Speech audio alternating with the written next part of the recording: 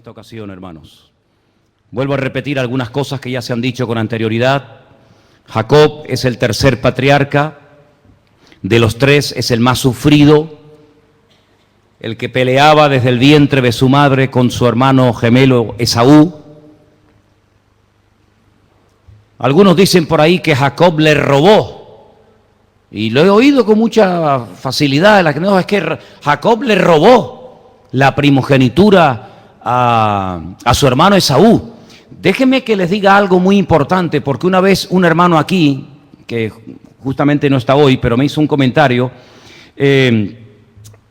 saben que por ejemplo encima de los capítulos, no sé, por ejemplo, como hay tantas versiones hoy en día, antiguamente se leía una versión y todo el mundo tenía la misma Biblia.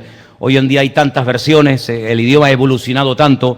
Por ejemplo, en la Biblia de ustedes, encima del capítulo 34, ¿qué pone? La deshonra de Dina vengada, ¿no? Y pone algo, pone en algún capítulo algo más. Bueno, más o menos. Bueno, quiero decirle que esos títulos no tienen nada que ver con el texto original. Esos son títulos, encabezamientos, que el hombre le puso para que más o menos supiéramos lo que vamos a leer. Pero la Biblia no se escribió con esos encabezamientos. Por ejemplo, el capítulo 37, José es vendido por sus hermanos. El 38, Judá y Tamar. Y así sucesivamente. Eso no forma parte del texto original, simplemente es un título. Tampoco la Biblia se escribió originalmente ni con capítulos ni con versículos. No había capítulos en la Biblia, no había versículos, era todo seguido uno detrás de otro. Incluso hay algunos pergaminos muy antiguos donde las letras estaban todas juntas, no había separación entre palabras, sino que estaban todas las letras pegadas, como si fuera una especie de sopa de letras, para que me entiendan, ¿no? Todas las letras estaban pegadas, después se fueron separando, después se inventaron los capítulos, después se inventaron los versículos, y así se nos hizo más fácil a los que leemos la Biblia encontrar los pasajes, ¿no? Pero hablando de la vida de Jacob, Jacob no le robó nada a su hermano, Jacob le compró, ¿se acuerdan? La Biblia dice que su hermano Esaú dijo, ¿y yo para qué quiero la primogenitura? ¿De qué me sirve a mí la primogenitura? Qué tremendo, qué visión tan corta. Hay a veces creyentes que solamente ven lo que tienen delante y solamente viven el día presente y se olvidan de que el Señor tiene planes, el Señor tiene proyectos y se olvidan rápidamente de las cosas que Dios prometió. Y él tenía hambre, dice, yo lo que tengo es hambre. Yo lo que quiero es llenar mi barriga y la primogenitura, si quieres te la vendo. Y dice que la menospreció tanto, fíjate qué valor tan pequeño le daba la bendición, porque la primogenitura era el ser bendecido por su padre, que dice que lo vendió por un plato de lentejas. Podía haberle dicho, dame 1000 talentos de oro, dame 20.000 cabezas de ganado, dame tierras. Con un plato de lentejas me conformo. Qué tremendo, ¿no? Qué tristeza tan grande, ¿no? En el Nuevo Testamento dice que este hombre fue un profano, no valoró la bendición de Dios, él lo que quería era llenar su vientre y nada más. Y Jacob le dijo, muy bien, si ese es el valor que tú le das a la bendición de nuestro Padre, toma el plato de lentejas, pero a partir de ahora los derechos de primogenitura los tengo yo. Eso por una parte, así que de robar nada. Jacob no le robó nada a nadie, Jacob la compró. Pero aparte de eso, no nos olvidemos que el Señor había hablado. Y el otro día, no sé, una hermana me hacía un comentario, no sé, creo que era la hermana Gloria, que no está esta tarde entre nosotros, me decía, oye, pero vamos a ver, cuando Rebeca estaba embarazada y ella estaba llevando mal el embarazo, ella fue a consultarle al Señor. Y le dijo al Señor, Señor, ¿por qué tengo esta lucha en mi vientre? ¿Por qué se están peleando mis hijos? Y el Señor le habló, ¿se acuerdan? Dice, porque 2 naciones llevas en tu vientre. Son como 2 pueblos, 2 estilos de vida diferentes, y el mayor servirá al menor. Eso lo dijo Dios. Y hermanos, vamos a ver, yo no puedo demostrar bíblicamente que Rebeca le dijo eso a su marido Isaac. Yo no lo puedo demostrar porque no hay ninguna parte en la Biblia que diga que cuando Rebeca fue a consultar con el Señor, se lo contó a su marido. Pero ¿creen que cometo una equivocación si yo doy una opinión personal y digo que yo creo que Rebeca se lo tuvo que decir a su marido? ¿Sí o no? Yo creo que el marido le ha dicho, bueno, y me dijiste que ibas a orar con el Señor porque llevas mal el embarazo. ¿Qué te dijo el Señor? Bueno, pues el Señor me dijo que llevo dos, no uno, llevo dos hijos dentro. Están peleando entre sí porque son dos pueblos diferentes. El estilo de vida de uno va a ser diferente al del otro. Y además me dijo el Señor algo tremendo. Que el que salga primero, el mayor, el primogénito, terminará sirviendo al menor. Ya les dije el otro día, ¿se acuerdan cuando les dije el ejemplo de la botella, no? El concepto que tienen los judíos de los partos gemelos es como una botella, ¿verdad? Una botella donde metemos una piedra, entró la primera, metes otra piedra, entró la segunda, y la que entró la segunda, sale la primera, y la que entró primera, sale la segunda. Ese es el concepto que ellos tienen acerca de eso, ¿no? Pero la Biblia dice que Dios se decantó por el más joven. Dice la Biblia que Jacob era tranquilo. La palabra tranquilo en hebreo es tam, y se puede traducir como tranquilo, pacífico, inocente. No es que fuera tonto. Jacob de tonto no tenía un pelo. Lo que pasa es que el otro era más asalvajado, más asilvestrado, diríamos, ¿no? Y Jacob era una persona más que meditaba, escuchaba mucho a su padre lo que contaba de su abuelo, lo que había hecho el Señor. Y la Biblia nos enseña que él sabía perfectamente que él algún día obtendría la bendición de su padre. Parece que su padre se olvidó. Parece que su padre al que realmente quería bendecir era a Esaú. Pero aunque el fin no justifica a los medios, y ya lo hemos dicho muchas veces, al que le correspondía la bendición era al mayor. Y yo digo una cosa, hermano, ¿tú naciste para vivir en bendición o para vivir en maldición? ¿Para qué te creó el Señor a ti? Pues pelee por su bendición, peléela y búsquela. Amén. Busque la bendición. Jacob, es verdad, necesitaba cambiar, necesitaba madurar como ser humano, necesitaba saber cómo se tenía que mover en el reino de Dios. Él no sabía, él utilizaba métodos carnales, pero él era un luchador, él era una persona que con tal de obtener la bendición de Dios hacía lo que hiciera falta. Claro, lamentablemente sabemos que hizo algunas cosas que no son correctas, pero en el fondo lo que Jacob quería era vivir con la bendición del Señor. Y yo creo que en el fondo eso es lo que a nosotros nos debe interesar. Además, la Biblia dice que lo que enriquece al hombre es la bendición espiritual, no lo que tiene, sino lo que es. Vivimos en una sociedad donde se le da valor a la persona por lo que tiene, no por lo que es. Pero en el reino de Dios es diferente. El valor no nos lo dan las cosas que tenemos, sino lo que somos en Dios. Por eso la mentalidad, la filosofía de vida de lo que llamamos vulgarmente el Antiguo Testamento, a lo que llamamos Nuevo Testamento es completamente diferente. ¿Por qué? Porque en el Antiguo Testamento, en aquella mentalidad semítica, en aquella mentalidad de aquellos tiempos, había que demostrar con lo que uno tenía, que uno tenía la bendición de Dios. ¿Por qué menciona, por ejemplo, cuántas ovejas tenía Jacob? ¿Y cuántos camellos tenía, por ejemplo, Job? ¿Y cuántas mujeres tenía Salomón? ¿Y cuántos criados? ¿Por qué se dan tantas cifras? Porque era, como se suele decir, tanto tienes, tanto vales. Pero después vemos a Salomón, un hombre tremendamente rico, tenía absolutamente de todo, pero sin embargo su corazón durante muchos años no fue recto delante del Señor. Sin embargo, después te encuentras al apóstol Pablo que dice, sé vivir humildemente y sé tener abundancia. En todo y por todo estoy enseñado. ¿Por qué? Porque todo lo puedo en Cristo que me fortalece. Así que el concepto no es que tengo que tener para demostrar, y la pregunta es, ¿demostrar a quién? Usted no tiene que demostrarle nada a nadie. ¿Qué tengo yo que demostrarle a ustedes a estas alturas de la vida? ¿Yo qué tengo que demostrarle a ustedes? ¿Qué me tienen ustedes que demostrar a mí? Usted no tiene que demostrarle nada a nadie. No pelee por tener siempre su honra y por demostrar. El Señor sabe lo que somos y lo que no somos. ¿Cuántos dicen amén? El Señor sabe lo que somos. Y si usted tiene que venir caminando a la iglesia, pues gloria a Dios. Porque otros no tienen piernas para poder venir a la iglesia caminando. Y si usted puede venir en un buen coche, pues gloria a Dios. Porque no es lo que tenemos, sino es lo que somos. Eso es lo que realmente vemos en la vida de Jacob. Que Jacob es un hombre que tuvo que aprender a vivir utilizando otros sistemas para obtener la bendición de Dios. Y yo le voy a decir algo que a usted le puede chocar, porque evidentemente esto no es, entre comillas, agradable oírlo. Pero las bendiciones de Dios a veces se obtienen por el sufrimiento.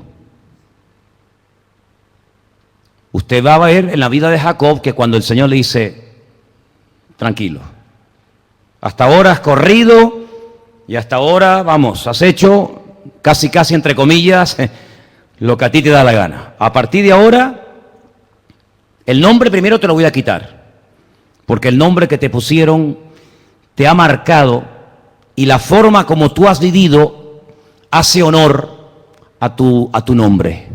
A partir de ahora yo te voy a poner un nombre diferente. Te voy a cambiar por dentro y te voy a cambiar por fuera. Te voy a llamar Israel. Israel es un nombre inventado por Dios. Y solamente hay uno en la Biblia que se llama Israel. Es un nombre muy interesante, porque cada letra de ese nombre tiene un estudio muy interesante. Pero a partir de ese momento, Jacob ya no puede caminar como antes caminaba. De hecho, vimos el otro día que aquel ángel, porque al final vimos en otros pasajes, ¿se acuerdan? Que con quien peleó era un ángel, dice que le dislocó la cabeza del fémur y quedó tocado, quedó lisiado. De hecho, hay por ahí algunos versículos que llaman a Jacob el gusano de Jacob. Gusano de Jacob. Es un hombre que arrastraba la pierna como señal de que un día había tenido aquella batalla y el Señor lo cambió. Y a partir de ese momento, Jacob es otra persona completamente diferente. Por ejemplo, ¿se acuerdan cuando violaron a su hija? Eso tuvo que ser algo muy desagradable. Ver que tu única hija sale a dar un paseo y te la violan. Y no solamente dice que la violaron, sino que la humillaron. Es mucho más. Dice la Biblia que cuando ella viene al campamento, en otra etapa de la vida, Jacob, hubiera explotado, pero dice que guardó silencio, no dijo nada, hasta que vinieron sus hijos. Ya el carácter de Jacob es más tranquilo, es más benigno, pero lamentablemente vemos que esa madurez, esa tranquilidad de poner todo en las manos del Señor, incluso lo que duele y lo que te hace sufrir, sus hijos no la tenían y engañaron a los habitantes de Siquén y dos de ellos se unieron, engañaron a los de la ciudad de Siquén, Simeón y Leví. Dice que entraron en la ciudad y arrasaron con todo, hicieron un auténtico desastre y Jacob tiene que huir porque sus hijos se juntaron lamentablemente para lo malo, ¿no? En la Biblia vemos que la unidad tiene una fuerza tremenda, pero vemos que la unidad tiene una fuerza tremenda para lo malo y también para lo bueno. Cuando el pueblo de Dios se unía para lo bueno era una bendición, pero cuando los hombres se unían para lo malo eran capaces de ponerse todos juntos a levantar una torre para llegar al cielo y desafiar al mismísimo Dios, ¿no? Si ustedes piensan que con la violación de su hija y con aquel ataque descabellado y despiadado de sus dos hijos contra la ciudad de Siquén se acabaron los problemas de Jacob, les vuelvo a repetir que las bendiciones que ahora va a experimentar Jacob no las va a experimentar por su mala cabeza, por precipitarse, por hacer las cosas en la carne, sino que la bendición de Dios trae persecución. La bendición de Dios despierta la envidia. La bendición de Dios despierta los celos. Usted no se puede imaginar cuánta gente tiene envidia de lo que tú eres y de lo que tú tienes. Tú no te puedes imaginar los celos y la envidia que tienen algunas personas por verte feliz, por verte con tu hijo, con tu hija, casado, o con la juventud que tienes, o donde estás. ¿A cuántos les gustaría tener lo que tú tienes? Así que yo dije hace tiempo, prohibido quejarse. ¿Cuántos dicen amén? La unción siempre despierta celos y envidia, siempre. Y tú dices, ¿pero por qué? Bueno, es así. José, lamentablemente, para sus hermanos era un peligro. Para Potifar era una bendición. ¿Qué te parece? Potifar dijo, qué bendición tener este muchacho conmigo. Tú te vas a encargar de todo. Ese mismo José, en la casa de sus hermanos, los hermanos no podían verlo ni en pintura y querían matarlo. Es increíble cómo a veces los inconversos tienen como más olfato y más perspicacia espiritual que los mismos creyentes, ¿no? En la vida de David, la bendición de Dios despertó los celos y la envidia del mismísimo rey Saúl. En la vida de Jacob, pues tuvo persecución, tuvo serios problemas, y me llama la atención en el capítulo 37 del libro de Génesis que estamos leyendo, dice en el versículo 1, habitó Jacob en la tierra donde había morado su padre, en la tierra de Canaán. Tenemos que pararnos aquí porque a veces leemos la Biblia, me da la impresión de que a veces leemos la Biblia y pasamos al otro versículo y al otro, y espera un momento, no corras. Yo siempre digo, es mejor leer en un día 10 versículos, pero bien leídos y bien entendidos, que leer 40 capítulos y no haberte enterado de nada. Vamos a ir paso a paso. Habitó Jacob. En otras palabras, Jacob dijo, bueno, me han violado a una hija. 2 de mis hijos armaron un follón en la ciudad de Siquén que no nos mataron de milagro. Escapé con vida del odio y de la envidia de mi hermano Esaú. Al final mi padre logró bendecirme, a pesar de que yo lo engañé y le dije que era su hermano, su hijo primogénito Esaú. Viví 20 y tantos años con Labán, que me amargó la vida y me hizo la vida imposible. Al final de ese calvario de vida, dice, por fin, podríamos decir nosotros, habitó Jacob, la Shevet, echó raíces, se acomodó diciendo, bueno, ya hemos sufrido suficiente. Habitó Jacob en la tierra donde había morado su padre, en la tierra de Canaán. Ya se acabaron los problemas, ¿no? ¿Sabes? Si hay alguien aquí que piensa que cuando tus hijos se casen, que ya sean grandes, que ya no estén viviendo contigo, o que ya estén viviendo, sabe Dios dónde, cuando ya tú ya tengas una cierta edad, todo va a ser una maravilla, no te queda nada. El Señor nos va a estar tratando hasta el último día de vida. Alguien dijo, hijos pequeños, problemas pequeños, hijos grandes, problemas grandes. Alguien dijo eso. Pero lo que está bien claro es que el Señor jamás nos ha diseñado para que vivamos en esta tierra como si esto fuera el paraíso, el jardín del Edén. De hecho, nada en esta vida produce una satisfacción 100% total. Nada. Tú te compras una casa, te compras un avión, te compras un globo, un helicóptero, lo que tú quieras hacer, tarde o temprano, eso que te ilusionó tanto, ya no te llena. Y tú dices, ¿por qué? Porque Dios nos ha diseñado así. Porque estamos en esta vida de paso. Y hay algunas personas que se montan la vida y creen que van a estar aquí toda la eternidad. Y aquí estamos de paso. Aquí tarde o temprano tendremos que dejar los corotos atrás, como dicen los venezolanos. Aquí tarde o temprano tendremos que dejar el coche, la casa, la finquita, el ordenador y todo lo demás. Y donde verdaderamente vamos a poder estar por fin tranquilos, sin preocupaciones, donde no hay lágrimas, ni despedidas, ni muerte, ni dolor, ni enfermedades, va a ser cuando estemos en la presencia de Dios. Esto es un entrenamiento. Aquí estamos entrenándonos, para que cuando lleguemos a la presencia del Señor podamos verdaderamente disfrutar del lugar donde eternamente vamos a estar con Dios. Así que no te montes la vida creyendo que va a llegar un momento en el que ya no tienes problemas de ningún tipo, ni económicos, ni físicos, ni con los hijos, ni con los nietos. Olvídate de eso, eso no es real, eso no es verdad.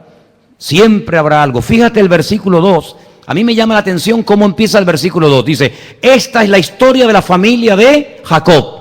Pero ¿cómo que esta es la historia? ¿Y todo lo que ha pasado no es historia? Los años que estuvo trabajando con Labán, cómo su hermano Esaú lo quiere matar, cómo la noche de bodas va a tener relaciones con su mujer y resulta que le dan a otra. Todo eso no es historia. Dice, esta es la historia. ¿Sí? A partir de ahora es cuando realmente comienza la historia de la vida de Jacob. Porque de aquí para atrás tu vida ha sido luchas, problemas, dificultades, pero a partir de ahora vienen otras dificultades, pero las que yo voy a permitir. Porque, hermano, hay dos tipos de problemas en la vida. Los que Dios permite que vengan con un propósito que a lo mejor no entendemos, y los problemas que vienen por nuestra mala cabeza. Jesús dijo, los tropiezos siempre vendrán, ¿sí o no? Jesús lo dijo, dice, los tropiezos siempre vendrán, mas hay de aquel que sea el autor de dichos tropiezos. Es como cuando dijo, los pobres lo van a tener siempre, toda la vida. En el siglo XV hubo millones de pobres, en el siglo XVIII ni te cuento, y ahora cada vez más. Los pobres siempre los tendréis con vosotros. Jesús dijo, pero a mí no siempre me tendréis. Así que atenderme a mí mientras estoy con ustedes y dejaros de tantos pobres, porque el que tenéis que atender es ahora a mí, dice el Señor, en aquel tiempo, ¿no? Por lo tanto, problemas siempre vendrán, pero la pregunta es, ¿los problemas que yo tengo me han venido porque en mi ego, me los he buscado y después encima quiero que Dios me saque de ellos? ¿O los problemas, entre comillas, que tengo, Dios son cosas que ha permitido para hacerme crecer y para hacerme madurar? Es muy diferente cuando yo me meto en algo porque Dios me ha dicho que me meta en algo, y una cosa muy distinta cuando yo me meto en algo porque yo creo que lo tengo que hacer y encima me enfado con Dios y me sale mal. Te voy a poner un ejemplo. Hay dos grandes tormentas en la Biblia donde van en barcos diferentes, en tiempos diferentes, grandes hombres de Dios. Tenemos en un barco una tormenta impresionante a un tal Jonás, ¿se acuerdan? Y tenemos en otra tormenta, en otro barco, lógicamente, siglos después, a otro hombre de Dios, Pablo. Dos barcos, dos tormentas, el mismo mar, los dos iban por el mar Mediterráneo, en barcos, ponle tú más o menos iguales, pero qué diferencia, ¿eh? ¿Qué diferencia la tormenta de Jonás a la tormenta de Pablo? ¿Qué diferencia? Porque la Biblia nos enseña que la tormenta que estaba afectando a la vida de Jonás, él se la buscó. Los marineros dijeron, esto no es normal, esta tormenta, siempre hay tormentas, pero esta no es normal, esto es una pasada de tormenta. Y dice que echaron suertes, los marineros eran muy supersticiosos, echaron suertes y dijeron, a ver, ¿por qué? Y dice que la suerte cayó sobre Jonás y le dijeron, dormilón, porque dice que estaba durmiendo en el camarote. Le dice, sube. ¿Tú quién eres? Dice, yo soy Jonás, un profeta del Dios vivo. ¿Y por qué estás aquí? Dice, porque estoy huyendo de un llamamiento que Dios un día me dio. Ay, amigo, como Dios te haya llamado a algo y no lo estés haciendo, tu vida va a ser una tormenta, ¿eh? Tu vida va a ser una tormenta. Como Dios a ti te haya llamado, te recuerdo las palabras de aquel hermano nuestro cubano, predicador y poeta, Rodolfo Loyola, que decía que el llamamiento que el Señor pone en el corazón de una persona es como una espina clavada en el corazón, que si te la quitas te mueres, y si te la dejas vivirás toda tu vida con una espinita clavada en tu corazón. De una forma muy poética lo decía, ¿no? El Señor lo había llamado, vete allí a predicar mi palabra, y él dice, no me da la gana, no voy. Tormenta que te pego. Cuando Pablo se monta en el barco, él no produce la tormenta. La tormenta, dice la Biblia, que se produjo porque él tenía un llamado de ir a predicar a Roma, y en medio de la tormenta, pues el barco se partió, pero él se levanta por la mañana después de haber estado 21 días sin comer, 21 días sin ver ni una sola estrella, y dijo, el Señor anoche estuvo en el camarote conmigo y me dijo que les dijera que si nos mantenemos unidos, aunque el barco se rompa en 20.000 pedazos, no va a morir ni uno. Y dice la Biblia que iban 275 personas dentro de ese barco. Por eso asegúrate siempre que lo que estás pasando, lo estás pasando por voluntad de Dios. Porque no es lo mismo que te arrojen a un foso lleno de leones, porque esa es la voluntad de Dios, que te arrojen dentro de un foso de leones por hacer cualquier otra cosa. Dice, bienaventurados cuando digan toda clase de mal contra vosotros mintiendo. Pero cuidado cuando digan cosas contra nosotros con toda la razón del mundo, ¿verdad? Así que ahora Jacob va a pasar por dificultades tremendas. ¿Saben qué? A su hijo más querido, al que más quería de todos, porque lo que dije el otro día, cometió la misma equivocación que sus padres cometieron, la misma. Parece que reprodujo la filosofía, la educación familiar, la reprodujo. Isaac amaba a Esaú, Rebeca amaba a Jacob, y desde su más tierna infancia dividieron sin querer a los hermanos. Desde su más tierna infancia se produjo una separación entre hermanos, porque el padre tiraba por un lado y la madre tiraba por otro. Y años más tarde vuelve otra vez a pasar lo mismo. Jacob hasta le pone, la Biblia en español dice que le puso una túnica de colores. En hebreo no dice eso. En el texto en hebreo no dice absolutamente nada de una túnica de colores.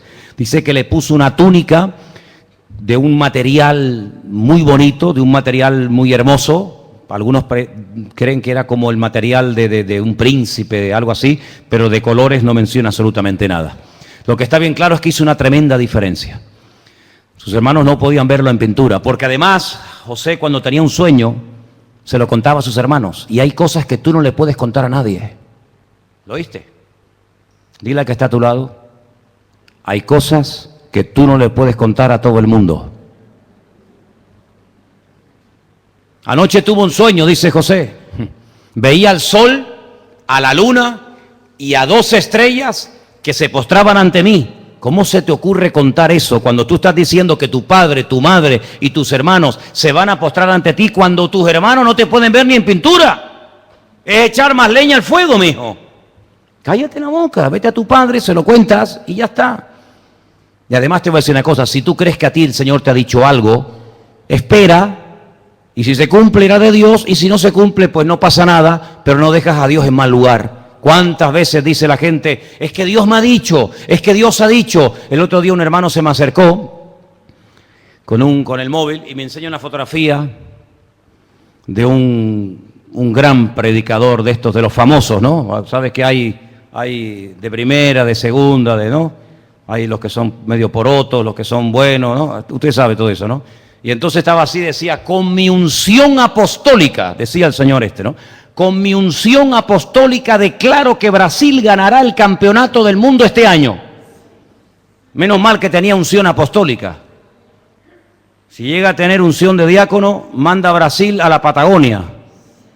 Peor ridículo no ha hecho Brasil en toda su historia. Menos mal que le profetizó lo bueno. Le llega a profetizar lo malo, lo deja todo ciego. ¿Qué le parece? No podemos hacer cualquier cosa por muy cristianos que seamos. Hay cosas que es mejor guardarlas en el corazón. ¿No lo hacía María? ¿No lo hacía María, la madre de Jesús? Un hombre cogió una vez al niño y dice, una espada traspasará tu alma. Este niño está para caída y levantamiento de muchos en Israel. Una señal que muchos no van a entender. Ella no entendió nada, pero ella guardaba esas cosas en su corazón. José abría su corazón a sus hermanos carnales y sus hermanos terminaron haciendo una especie de juramento para acabar con él y para matarlo. Y así contaba a sus hermanos. Este fue el dolor más grande en la vida de Jacob. Le dolió más a Jacob perder a su hijo José a que violaran a Dina. De hecho, cuando a él le dicen que a su hijo José lo ha matado una mala bestia, él dice, descenderé al Seol, descenderé a la muerte con dolor. Durante más de 20 años, escuchen bien, porque con 17 años José es llevado a Egipto y hasta los 30 años no sube al trono. ¿Cuántos años pasaron? Con 17 es vendido, con 30 subida al trono. ¿Cuántos pasaron? 13. Súmele 7 años de abundancia. ¿Cuántos van? 20. Y 2 años de escasez, que dice la Biblia que a los 2 años de haber empezado la escasez, Jacob descendió a Egipto. ¿Cuántos pasaron? 22. ¿Cuántos años estuvo Jacob en casa de Labán? 22 años. Y uno dice, qué cosa, ¿no? 22 años está Jacob con Labán, 22 años está Jacob sin ver a su hijo José. ¿Cómo es posible que José, que amaba tanto a su padre, que sabía que su padre lo amaba de una forma tremenda, cómo es posible que en 7 años de abundancia, cuando él sabía por sueños proféticos que todas las naciones de la tierra caerían en la más absoluta miseria y pobreza, ¿cómo es posible que en 7 años de abundancia no hiciera nada por llamar a su padre? Es increíble, ¿verdad? Y la segunda pregunta, ¿cómo es posible que un hombre que vio ángeles, que oyó la voz de Dios, que Dios lo bendijo tanto, cómo es posible que durante 22 años el Señor no le revelara en un sueño o de alguna manera que José no estaba muerto, sino que estaba vivo? ¿Cómo el Señor guardó silencio 22 años? Bueno, hay momentos en los que Dios guarda silencio, pero todo tiene un propósito. No se olviden, y aquí hay algo muy importante que a veces la gente olvida, que a su abuelo, es decir, al patriarca Abraham, el Señor le reveló al patriarca Abraham que su descendencia sería por 400 años esclavos en Egipto. ¿Sí o no? Abraham sabía, y se lo tuvo que comunicar a su hijo Isaac, porque ahí todo se transmitía de padres a hijos. Isaac se lo tuvo que contar a su hijo Jacob seguro.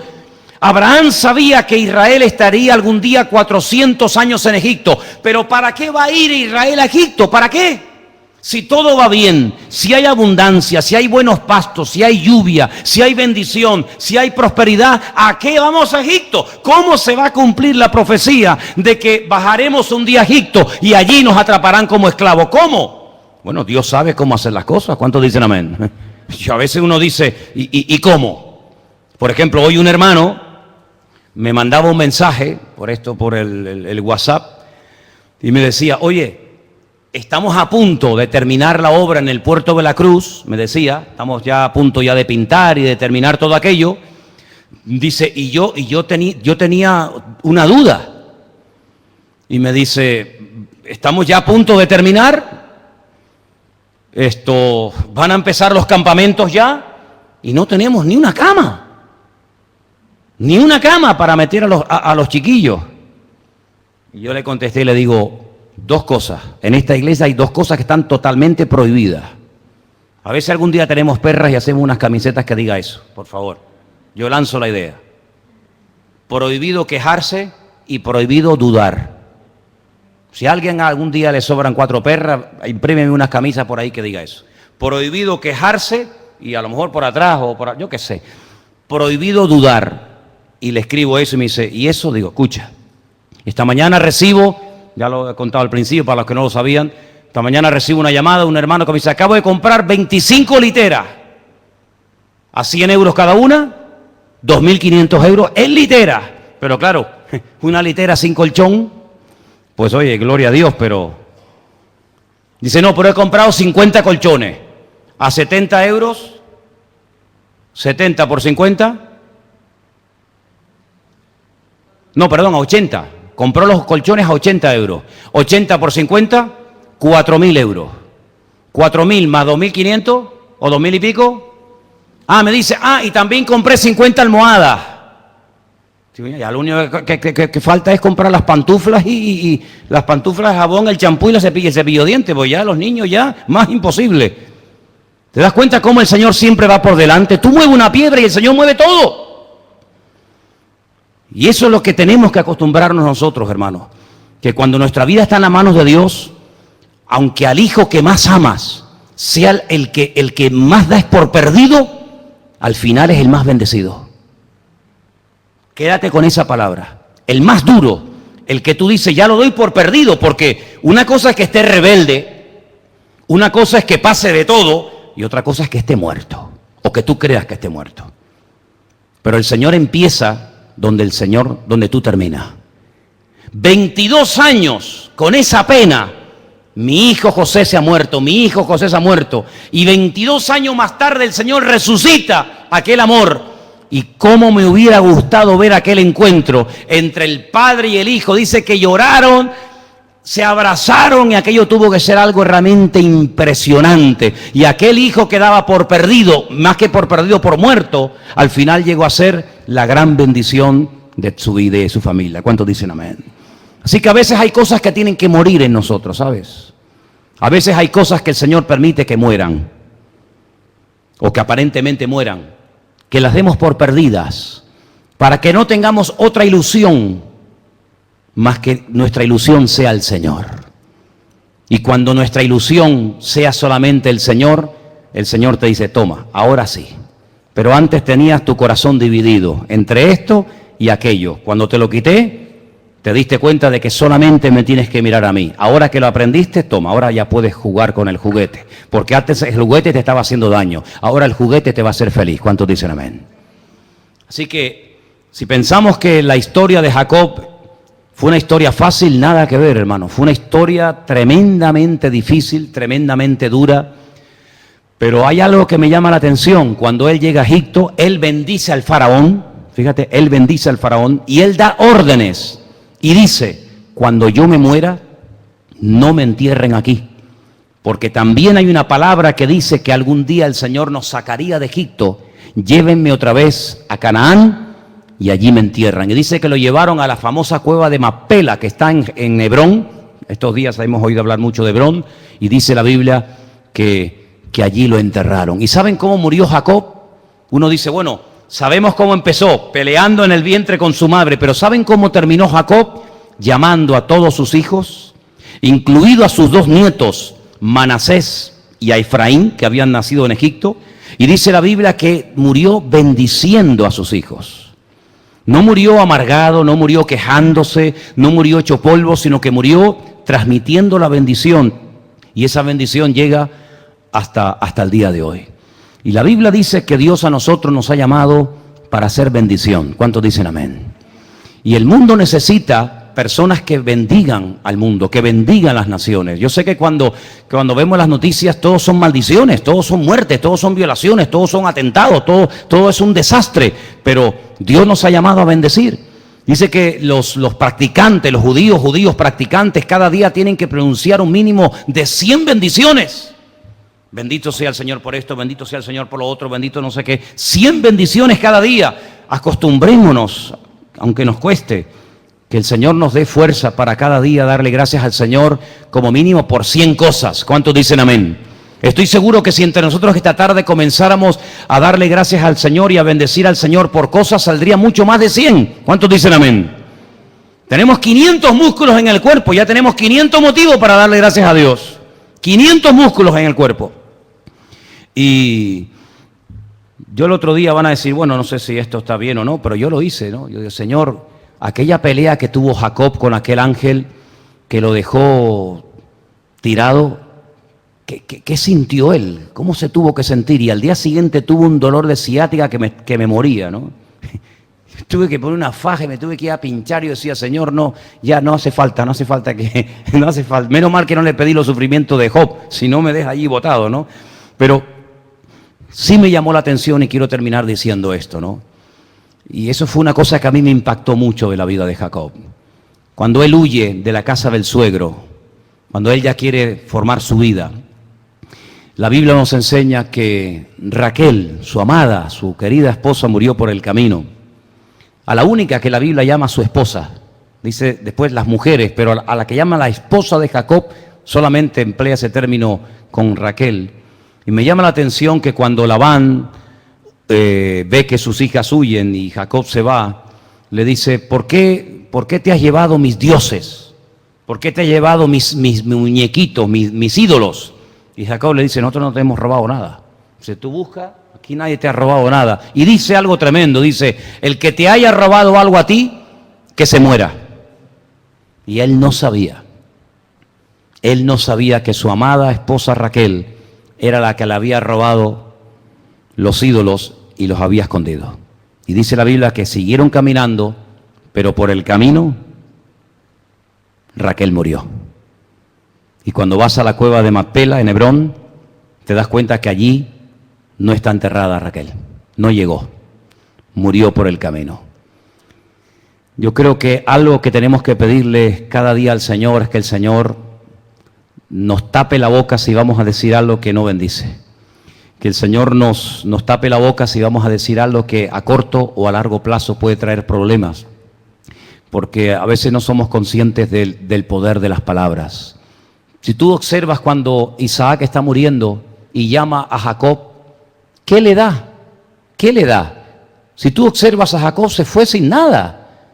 Fíjate qué vacío se fue, que cuando llega a la casa de Labán, no le puede ofrecer dinero, no le puede ofrecer joya, no le puede ofrecer nada. Qué diferente cuando tú miras para atrás y ves a aquel criado llamado Eliezer. ¿Se acuerdan quién era Eliezer? El hombre de confianza de Abraham.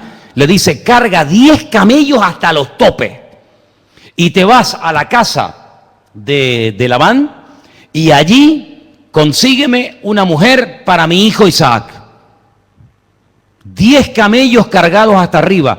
Cuando tiempo más tarde Jacob va a la misma casa, no lleva nada. Y le dice, mira, yo estoy enamorado de tu hija, pero no te puedo ofrecer nada. Y le dice Labán, bueno, pues trabájame 7 años. Me trabajas 7 años y a los 7 años te la doy. Pero claro, le trabajó también y era una bendición tan grande Jacob en su casa que al final lo engaña y le da una y le dice, pero yo no trabajé por esta. Dice, aquí se da primeramente la mayor y después la menor. Si la quieres, trabaja otros 7 años. Y lo tiene 14 años trabajando para conseguir su mujer. Fíjate la diferencia, ¿no? Pero días atrás, el padre lo había bendecido. Y déjeme, y terminamos con esto. Miren la bendición que el padre le da a su hijo Jacob cuando huye. Mira qué bendición tan tremenda. Vamos en el libro de Génesis. Por favor, vamos a ver la bendición de Isaac sobre la vida de su hijo. Estamos en Génesis 27, versículo 28. Se lo leo rápidamente, hermanos. Génesis 27, 28. Dios pone a Dios en primer lugar. Con la bendición de Esaú no hace eso, pero pone a Dios en primer lugar con la bendición de Jacob. Dios te dé del rocío del cielo, de las grosuras de la tierra, abundancia de trigo y de mosto. Para tener abundancia de trigo y de mosto, ¿qué tengo que tener? Tierra, porque si no tengo tierra, ¿dónde siembro la viña y dónde siembro el trigo? Que Dios te dé abundancia de trigo y de mosto. Sírvante pueblos, que naciones se inclinen ante ti. Sé Señor de tus hermanos, se inclinen ante ti los hijos de tu madre. Malditos los que te maldijeren y benditos los que te bendijeren. Y con estas palabras, con esta bendición, huye 22 años a casa de Labán, y cuando llega a casa de Labán no tiene ni un triste anillo, ni un brazalete, ni una pulsera, nada, para decirle a Labán, toma, la dote para poder casarme con tu hija. Nada, las manos vacías, pero tiene una bendición. Y tú dices, humanamente hablando, ¿no? Sí, la bendición es muy bonita. Pero cuando se fue, durante 22 años, algunos se ponen nerviosos cuando le piden algo al Señor y no lo reciben. ¿No? Chicas, ¿sí o no? 22 años. Mi padre me dijo que los pueblos me servirían, que la gente se inclinaría ante mí, que mis cosechas de trigo y de mosto serían abundantes, que la gente sería maldita si se meten conmigo, que serían benditos si me bendicen. Y llevo 22 años y no tengo ni dónde caerme muerto. 7 años trabajó para una mujer que después le dieron a la otra. 7 años por la otra. Y después trabajó un tiempo más para llevarse algo. Más de 20 años sin ver el cumplimiento de esta bendición. ¿Se quejó? ¿Se lamentó? Jamás. Aprendió un secreto fundamental en su vida. Aprendió a esperar en Dios. Pacientemente esperé en el Señor, dice la Biblia. Una de las lecciones que más cuesta en la vida es aprender a esperar en Dios. Vivimos en la era de lo rápido. Vemos el microondas y metes ahí una taza y le das a una ruedita y casi en cuestión de segundos ya tienes todo caliente. Una vez fuimos a casa de no sé quién y iba a hacer papas hervidas y las metió en el microondas. Y yo digo, pero si toda la vida las papas se han hervido, se han sancochado, como decimos nosotros. Pues no, las metió en el microondas. Estamos acostumbrados a lo rápido, a lo instantáneo. Y como no se dé lo que estamos esperando, como que nos ponemos nerviosos, ¿verdad? Está uno con el 3G, mosqueado, porque el otro está al lado con el 4G. Y el otro ya está viendo el final del partido y tú todavía estás en el intermedio. Increíble, qué tremendo. Vivimos en una época en la que todo tiene que ser rápido, instantáneo. ¿Saben una cosa? Dios no tiene prisas. El Señor dice, tranquilos, yo soy el dueño del tiempo. Y todo tiene su momento y todo tiene su lugar. Usted ore, pero el que pone el tiempo soy yo. No me diga a mí si voy muy rápido, si voy muy despacio, tranquilo. Si hubieras estado aquí cuando te mandamos a llamar, eso se llama reproche, ¿sí o no? El Señor llegó aparentemente tarde. No, Señor. Si hubiera llegado cuando lo llamaron, hubiera sido una sanidad más. ¿Cuántos había sanado el Señor? Cientos o miles. Llegó a propósito, entre comillas, tarde. ¿Para qué? Para que ahora cuando todo el mundo dice ya es imposible, ya huele, ya los gusanos se lo están comiendo a mi hermano, que ya es demasiado tarde, que ya el alma se le fue y ya no hay posibilidad, ahora es cuando yo vengo. Para que se den cuenta que para el Señor nunca es tarde. ¿Cuántos dicen amén?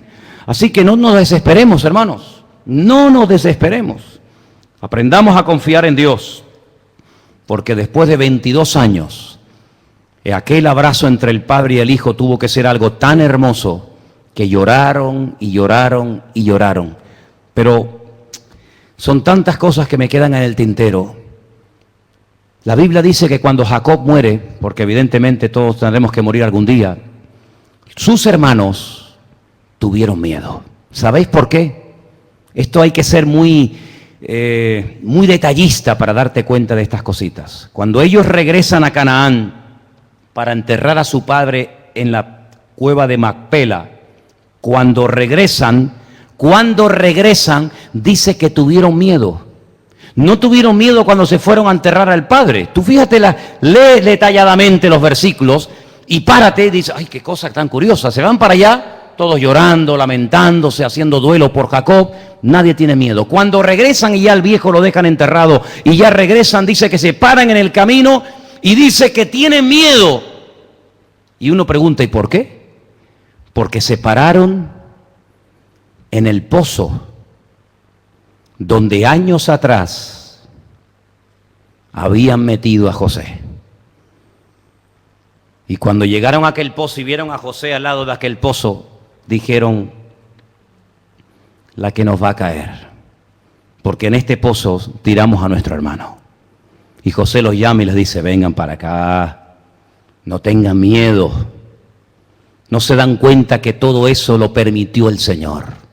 El que yo les cayera mal a ustedes, el que ustedes me quisieran matar, el que ustedes no me pudieran ver en pintura, el que me tiraran al pozo y casualmente, fíjate tú, casualmente, pasara en ese momento una compañía de madianitas, que fíjate tú por dónde, estudiando el tema, estas caravanas llevaban a Egipto asfalto, llevaban productos para calafatear los barcos y para asfalto, y ni siquiera el Señor permitió que José fuera con ese olor, sino que dice que fue entre aromas, fue entre perfumes. No fue casualidad que yo llegara a Egipto, no fue casualidad y que me comprara un señor. Mira toda la gente que hay en Egipto, y justamente me compró uno que se llamaba Potifar. Mira qué casualidad. Y mira qué casualidad que la mujer de Potifar se enamora de mí. Mira qué casualidad. Y gracias a ese, delito no cometido, me meten en la cárcel. Pero es que yo tenía que entrar en la cárcel. Porque si no entro en la cárcel, no interpreto los sueños del copero y del panadero. Años más tarde, uno de ellos le dice al faraón, oye, no te preocupes, que los sueños que nadie es capaz de interpretarte, hay un chico que conocimos hace un montón de años, un hebreo, que tiene el don de interpretar los sueños, llámatelo y él te va a decir lo que es. Así que no ha sido casualidad, Dios lo permitió así. Claro, el precio que tuve que pagar ha sido terrible, el precio, y en Génesis no dice, pero en los Salmos dice que estuvo encadenado y estuvo durante años con un cepo. Dice, pero el Señor permitió todo aquello, ¿para qué? Para que hoy estuviéramos todos con vida. Así que aquello que aparentemente nos puede parecer negativo, a la larga, el Señor nunca pierde. sino el Señor siempre gana, porque los que amamos a Dios, todas las cosas nos ayudan a bien. ¿Cuántos dicen amén? Aleluya. Así que Dios es bueno y Él no se equivoca nunca. Doy gracias por la vida de Jacob. Dios mediante estudiaremos otras cosas, pero creo que hemos disfrutado, hemos ido por encima, pero creo que hemos visto cosas muy interesantes de este tremendo personaje, que ya no lo vamos a llamar Jacob, el suplantador, sino lo vamos a llamar Israel, porque ese fue el nombre que el Señor le dio. Amén. Cierra tus ojos, hermano, en esta tarde, por favor. Dale gracias al Señor. Dale gracias al Señor. Nuestra vida está escrita, nuestro destino está escrito por el Señor. Él sabe lo que hace. Lo dije en una ocasión y lo recuerdo ahora. Las pruebas que el Señor manda a nuestra vida han sido diseñadas específicamente por el Señor para nosotros. Él no se pasa, Él no se queda corto. Él sabe lo que mi vida necesita para aprender, para madurar, para crecer. No se equivoca, no es injusto, no tiene favoritos, sino que Dios es bueno. Y todo cuanto está ocurriendo en mi vida, el Señor lo tiene todo bajo su control.